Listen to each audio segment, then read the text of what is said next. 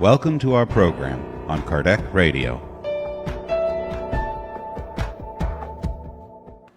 Hello dear friends, welcome back to Spiritism and the Media here on Kardec Radio. Today I brought again a passage from the same book from last week, Palavras da Vida Eterna, or The Words of the Life Eternal by Emmanuel. This book has not been translated into English yet, unfortunately. So this book it was written by Emmanuel and channeled by Francisco Cândido Xavier. And today I brought chapter 22 in the word and in the action. So again, Emmanuel is talking about a passage from Paul, but this time is from the letters from Paul to the Colossians, chapter 3, verse 17. So the verse is, "And whatever you do, whether in word or in action, do all in the name of the Lord Jesus, giving thanks to God and the Father by Him." So Paul wrote that, and Emmanuel brings that in order for us to think a little bit about that in the word and in the action. So as we are talking here about media means like the use of words. So no matter if it is the written word, if it is the spoken word. So let's see what Emmanuel has to bring to us and how we can use that passage from Paul when we are talking about media. So Emmanuel says, "You call yourself a Christian, you claim to be a follower of Jesus, you claim to be a worshiper of the gospel. This means that the name of the Lord is engaged in your hands. If we see Christ, it is certainly necessary to reflect on Him. It is essential, therefore, that we know how to act as if we were faithful representatives on the path in which we are training. Remember such an obligation, and fulfilling it, you will easily free yourself from the shadows that torment your march."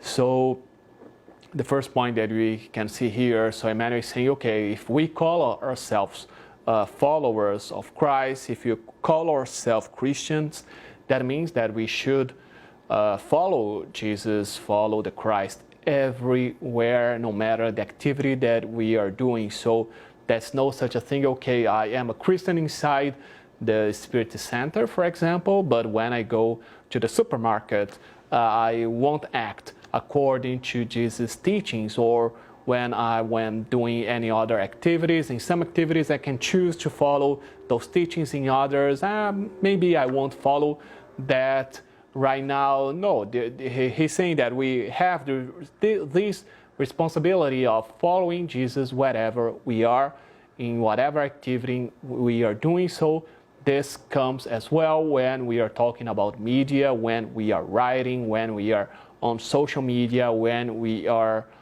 recording some video to send to a friend, to send to a WhatsApp group, or to share online. So in any of those situations, because it's important for us to understand that today, all of us, we act on the media. It's not something that is exclusively to a group of people, because today it's more accessible, and we see many other people, not only the professionals of the media, acting with the media. So it's something that we all do in a certain level. So it's something that we need to be aware of. And here Emmanuel also says, yes, it is natural that the mature he follows here. The apostle assures us, "And whatever you do, whether in word or in action, do all in the name of the Lord Jesus, giving thanks to God the Father by Him." Effectively, the word and the acts represent the externalizing force of our feelings and thoughts. So whatever we write, whatever we say, it's bringing what we have within us. It's bringing all our emotions, our feelings. So it's a way that we put it to the outside, that we show, that we express what we're feeling to others. Even though it's not what we'd like to do, many times we try to hide our emotions, or we try not to show our emotions in certain situations. But it's not only about the spoken words, it's the way that we tell the words, the way that we write those words. So it's a way for us to show ourselves. So many people, especially those who know us well, will know that depending on the way that I'm saying, depending on the pitch of my voice, I am in this or in that mood. So that's something that is very difficult for us to hide. And he says, the heart inspires the brain drives existence, emotion creates the idea, and the idea shapes the actions. So let's see again how it works. So I have the heart that inspires the brain that drives existence, the emotions that create the idea, and the idea that shapes the action. So we see that all this is connected to the heart, it's connected to the emotions and to the feelings that we have.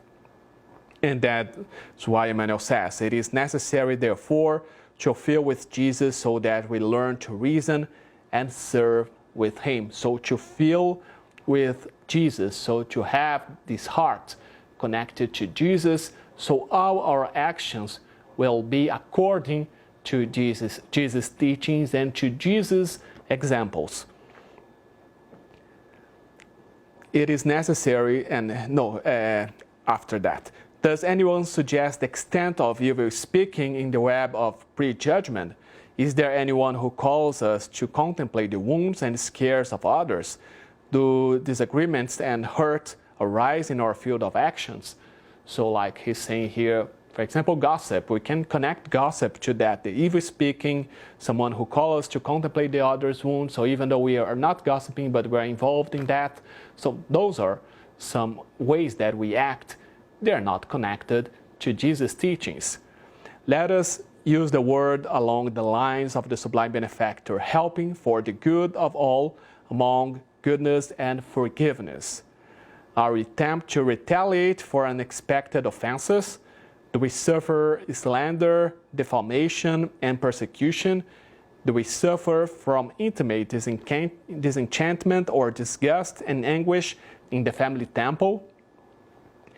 Let us use the conduct of the Sublime Benefactor, helping for the good of all among forgiveness and kindness.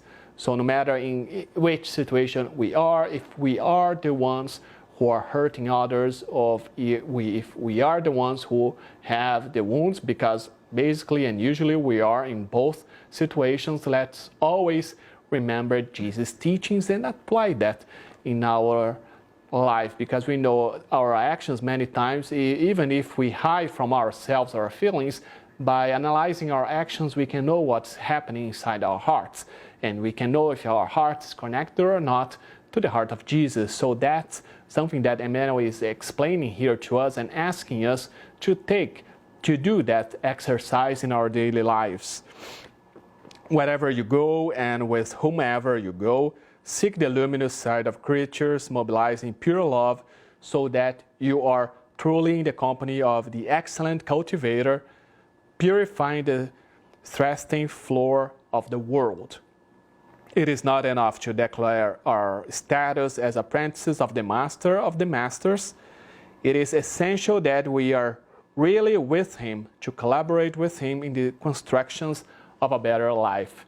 So again, he goes back to the beginning. If we call ourselves Christians, if we want to follow Jesus, we need to do that in all the stages, in all the situations of our lives. It's difficult. Yeah, it is. It's not something easy, but it's something that by doing those little exercises in our daily lives, it's something that we can build, and we can be each day closer and closer to Jesus and to his examples and to his teaching. So that's the invitation that Emmanuel is asking us to do. He's inviting us to try to do that a little bit more and more in our daily activities, so we can always be connected to Jesus.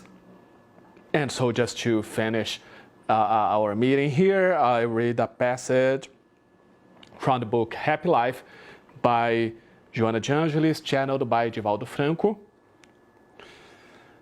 So number 138.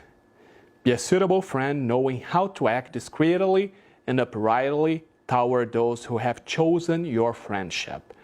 Discretion is a treasure seldom practiced in friendships on the earth. It is usually replaced by senselessness and superficiality. Everyone enjoys dignified and virtuous companies, the kind that inspires trust and fosters well-being. Listen, watch, accompany, and converse with decorum, honoring the trust bestowed upon you. Thank you so much for your company. May God be with all of us. And see you next week.